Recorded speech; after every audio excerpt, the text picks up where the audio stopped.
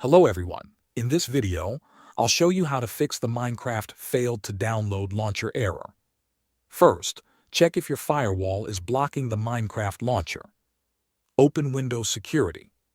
Select Firewall and Network Protection, then click Allow an app through Firewall. Find Minecraft Launcher in the list and make sure both the private and public checkboxes are enabled.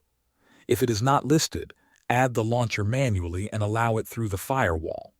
If you use a third-party antivirus program, it may also block the launcher from downloading game files.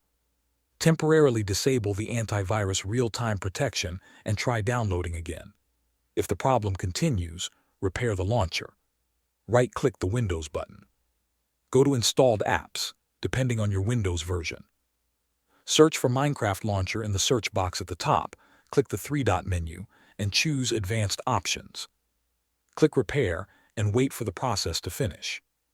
If the error still appears, return to the same page and click Reset. Finally, clear the Microsoft Store cache. Press Windows, type WS Reset, and press Enter. A command prompt window will open briefly, and the Microsoft Store will restart automatically. After that, open the Minecraft launcher again and check if the download works normally. Thanks for watching.